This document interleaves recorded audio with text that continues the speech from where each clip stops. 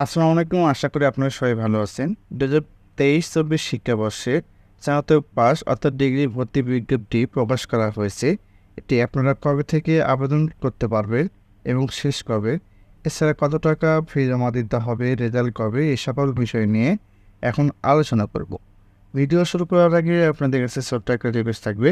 আপনারা আমার চ্যানেল নতুন হয়ে থাকলে অবশ্যই আমার চ্যানেলে সাবস্ক্রাইব করে নেবেন এবং এই ধরনের ভর্তি বিজ্ঞপ্তি, চাকরি এবং সাপ্তাহিক চাকরি পত্রিকার লিঙ্ক সবার আগে পেতে আমার চ্যানেলে বেল আইকন বাটনটি ক্লিক করে রাখবেন। এছাড়া ফেসবুক পেজ থেকে দেখে থাকলে আমার পেজটিকে ফলো করে রাখবেন। চলুন ভিডিও শুরু করা যাক। প্রথমে দেখব ২০২৩-২৪ শিক্ষাবর্ষে প্রথম বর্ষ স্নাতক পাস শ্রেণী ভর্তি বিজ্ঞপ্তি। জাতীয় বিশ্ববিদ্যালয়ের অধিভুক্ত কলেজ সমূহ ২০২৩-২৪ শিক্ষাবর্ষে প্রথম বর্ষ স্নাতক পাস ভর্তি কার্যক্রম অনলাইন প্রাথমিক আবেদন ৫ জুন বিকাল ৪টা হতে ৩০ জুন রাত ১২টা পর্যন্ত অনলাইনে আবেদন চলবে। আগ্রহী প্রার্থীকে জাতীয় বিশ্ববিদ্যালয়ের ভর্তি বিষয়ক ওয়েবসাইটে আবেদন ফর্ম পূরণ করে প্রিন্ট করে নিতে হবে। উক্ত ফর্ম সহ প্রাথমিক আবেদন ফি ৩০০ টাকা সংশ্লিষ্ট কলেজে মোবাইল ব্যাংকিংয়ের মাধ্যমে জমা দিতে হবে অথবা সরাসরি আপনারা জমা দিতে পারেন। এছাড়া ১লা জুলাই ২০২৪ তারিখে কিন্তু অবশ্যই জমা দিতে হবে এটি। এখন আলোচনা করব আপনার শিক্ষাগত যোগ্যতা এবং কত সাল পর্যন্ত আপনারা অনলাইনে আবেদন করতে পারবেন। বাংলাদেশ শিক্ষিত যে কোনো শিক্ষা বোর্ড উন্মুক্ত বিশ্ববিদ্যালয়ের যে কোনো শাখা থেকে ১৯-২০ সালে ১৯-২০ সালে যারা এসএসসি ও সমান পরীক্ষায় চতুর্থ বিষয় সহ জিপিএ টু ২০২১-২২ সালে যারা এইচএসসি সমান পরীক্ষায় চতুর্থ বিষয় সহ ন্যূনতম জিপিএ টু প্রাপ্ত শিক্ষার্থী অনলাইনে আবেদন করতে পারবে। এছাড়া এখন আমরা জানব অনলাইনে আবেদনপত্র ফর্ম পূরণ ও প্রিন্ট পিডিএফ কপি সংগ্রহের তারিখ। এটি ৫/৬/২০২৪ থেকে ৩০/৬/২০২৪ তারিখ পর্যন্ত আপনারা অনলাইনে প্রাথমিক ফর্মটি পূরণ করতে পারবেন।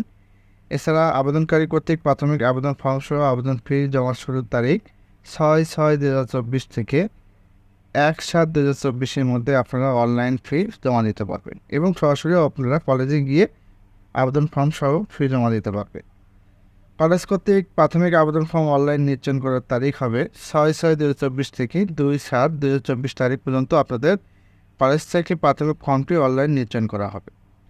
কলেজ কর্তৃক অনলাইনে নিশ্চয়নকৃত আবেদনকারী প্রাথমিক আবেদন ফি জাতীয় বিশ্ববিদ্যালয়ের অংশ আবেদনকারীর প্রতি যে কোনো সোনালী ব্যাংকের শাখায় জমা দেওয়ার তারিখ ৩/৭/২০২৪ থেকে ৯/৭/২০২৪ পর্যন্ত। এটা শুধুমাত্র কলেজ কর্তৃক কাজ, এটা আপনাদের জন্য নয়। এখন আমরা আলোচনা করব আবেদনকারী এইচএসসি পরীক্ষায় প্রাপ্ত জিপিএ পেতে প্রতিটি কলেজের জন্য আলাদাভাবে মেধা তালিকায় প্রণয়ন করে প্রথম বর্ষ স্নাতক পাস শ্রেণীতে ভর্তি বরাদ্দ দেওয়া হবে। আপনারা কীভাবে অনলাইনে ফর্মটি পূরণ করবেন এই বিষয়ে আমি আপনাদেরকে একটু আলোচনা করব।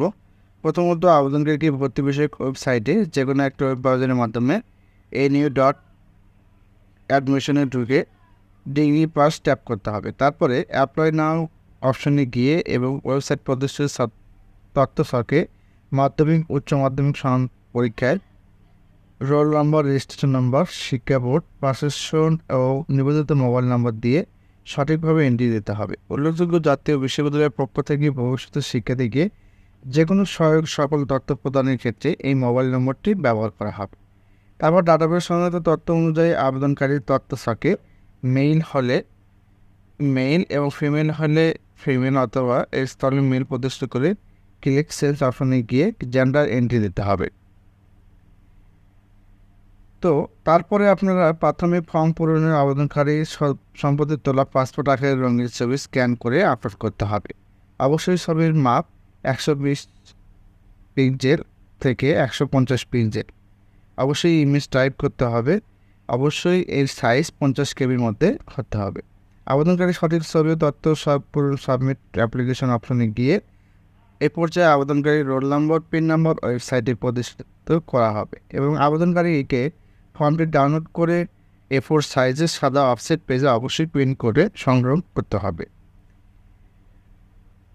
তো এই ছিল আজকের ভিডিও। আমার এই ভিডিওটি ভালো লেগে থাকলে অবশ্যই আমার চ্যানেলটিকে সাবস্ক্রাইব করে নেবেন।